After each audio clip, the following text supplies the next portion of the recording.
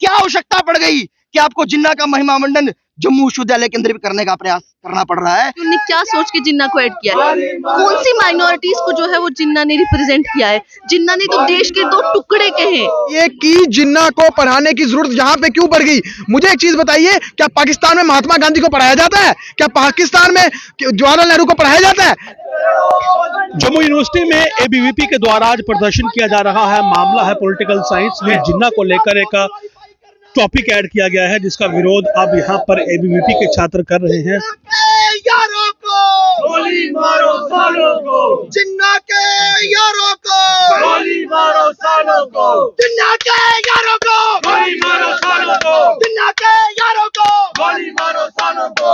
जिन्ना का यो जोर है, देश का गद्दार है, जिन्ना के जो यार है, देश के गद्दार है, जिन्ना के यो जोर है, देश के गद्दार है, जिन्ना के यो जोर है। जिन्ना का एक चैप्टर जो है वो ऐड किया गया है जम्मू यूनिवर्सिटी के द्वारा पॉलिटिकल साइंस में, जिसे कि एबीवीपी पाकिस्तानी एजेंडा कह रही है और उसको लेकर विरोध किया जा रहा है कि इस चैप्टर को हटाया जाना चाहिए, क्योंकि भारत में जिन्ना को पढ़ाने का कोई मतलब नहीं है। देश के टुकड़े करने वालों को सिलेबस से बाहर करो, बाहर करो, बाहर करो। तो देश के गद्दार है, यार है, जिन्ना के यार है, वो देश के गद्दार है, जिन्ना के यार है, वो देश के गद्दार है। देश के गद्दारों को गोली मारो सालों को, जिन्ना के यारों को गोली मारो सालों को, देश के गद्दारों को गोली मारो सालों को।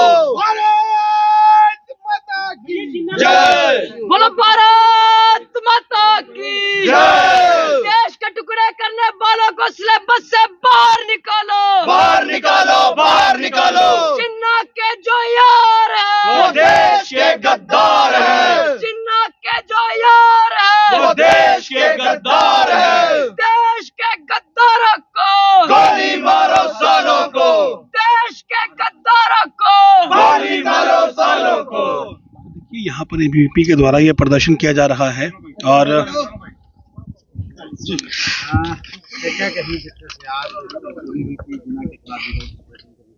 छात्र शक्ति जिंदाबाद। सनक श्रीवत्स, प्रदेश मंत्री अखिल भारतीय विद्यार्थी परिषद।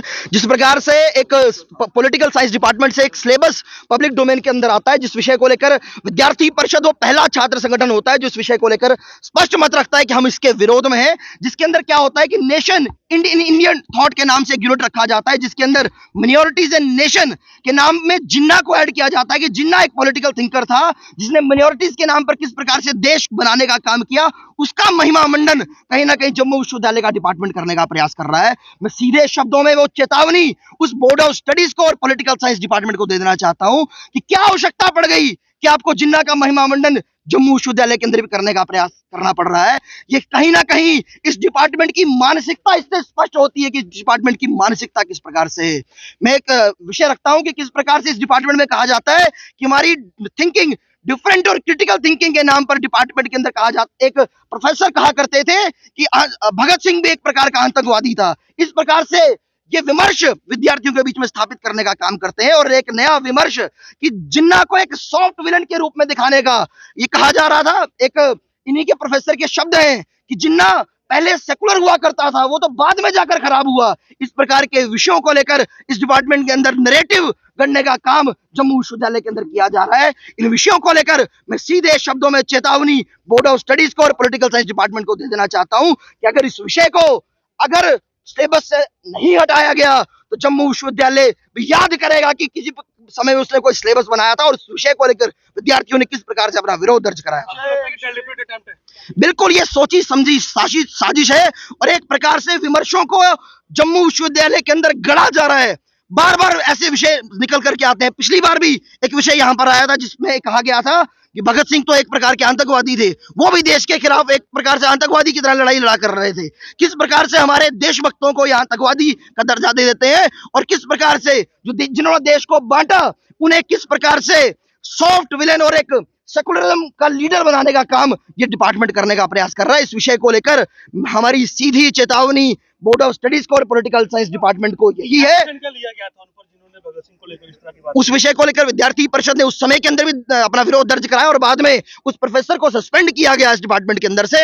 ये विद्यार्थी परिषद का इतिहास इस विषय को लेकर सीधा सीधा स्पष्ट है कि तलवारों की धार पर इतिहास हमारा चलता है, जिस ओर एबीपी चलती है उस ओर जमाना चलता है। जय हिंद, वंदे मातरम। जी मैम, आप जी मैं यही कहना चाहूंगी कि जो ये पॉलिटिकल साइंस डिपार्टमेंट में अभी जो जिन्ना को इतना ज्यादा ग्लोरीफाई किया जा रहा है, ये बहुत ही ज्यादा गलत बात है। जो हमारे फ्रीडम फाइटर्स है, जिन्होंने सच में देश के लिए अपना इतना योगदान दिया है, आप उनके बारे में पढ़ाइए जिनकी कोई अहमियत भी है। क्या हमारी इस पूरे भारत में जिन्ना की कोई अहमियत है? क्या उनका कोई कंट्रीब्यूशन है? क्या ही किया है उनने माइनॉरिटीज के लिए? बस देश के 2 टुकड़ों की बात की है। तो हम ऐसा चाहते हैं कि जो भी ऐसे कंट्रोवर्शियल लीडर्स है, आप उनके बारे में नहीं पढ़ाइए, इवन उनका जो है नेगेटिव एस्पेक्ट में ही जिक्र कीजिए। और दूसरी बात ये रही कि अगर आपने सिलेबस ऐड भी कर दिया तो हमें क्या पता कि टीचर उनको आगे किस भावना से पढ़ाएंगे और बच्चे उसको कैसे लेंगे। हम चाहते हैं कि जो देश का युवा है उसका माइंडसेट अच्छा, उसका देश जो है नेशनलिज्म की तरफ माइंडसेट हो। ऐसे गद्दारों के लिए हम जो है वो पढ़ने के लिए यहाँ पे नहीं है। तो मैं इसकी कड़े शब्दों में जो है वो निंदा करती हूँ और एबीवीपी आने वाले टाइम में जो भी कड़े स्टेप्स होंगे वो इसके ऊपर लेगी। जिन लोगों ने ऐड किया, मेरे को तो लगता है सबसे पहले हमें उनसे ये पूछना चाहिए और वो हमें आंसरेबल है कि उन्होंने क्या सोच के जिन्ना को ऐड किया है। कौन सी माइनॉरिटीज को जो है वो जिन्ना ने रिप्रेजेंट किया है? जिन्ना ने तो देश के 2 टुकड़े कहे हैं।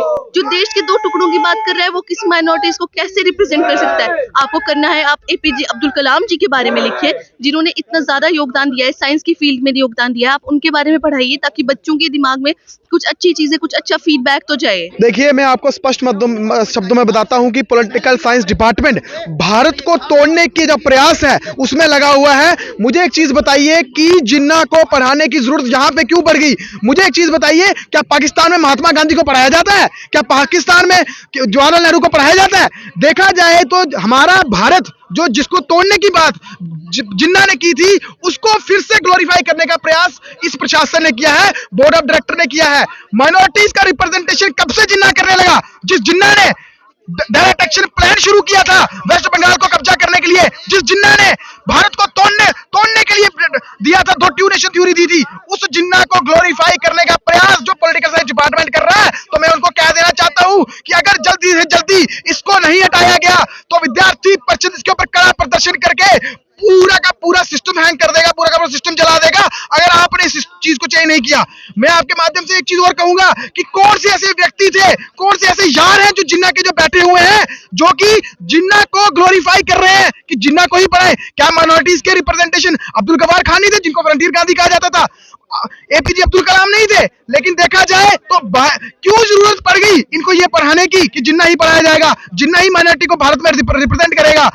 जो कि हमारे लीडर्स को पाकिस्तान में नहीं पढ़ाया जाता है, उनको एक नफरत की नजर से देखा जाता है, लेकिन हमारे लोगों की देखिए, वो बोल रहे हैं कि नहीं, जिन्ना को हम पढ़ाएंगे और हम उसके लिए उसको ग्लोरीफाई भी कर रहे हैं कि वो माइनॉरिटीज का लीडर है। धन्यवाद। जिन्ना को सिलेबस में ऐड किया गया है और एबीवीपी का ये कहना है कि एपीजे अब्दुल कलाम जैसे जो हमारे एक आइडल हैं, जो हमारे रोल मॉडल हैं, उन्हें छोड़कर ये जिन्ना का चैप्टर आखिर क्यों पॉलिटिकल साइंस में ऐड किया गया? इससे पहले भगत सिंह को आतंकवादी की तरह काम करने वाला भी बताया गया था, उस समय भी विरोध हुआ था और अब जिन्ना का चैप्टर जो है वो ऐड कर दिया गया है कि आखिर सवाल यह है कि जम्मू यूनिवर्सिटी में चल क्या रहा है, कौन सी मानसिकता को प्रोत्साहन यहां पर देने की कोशिशें हो रही हैं।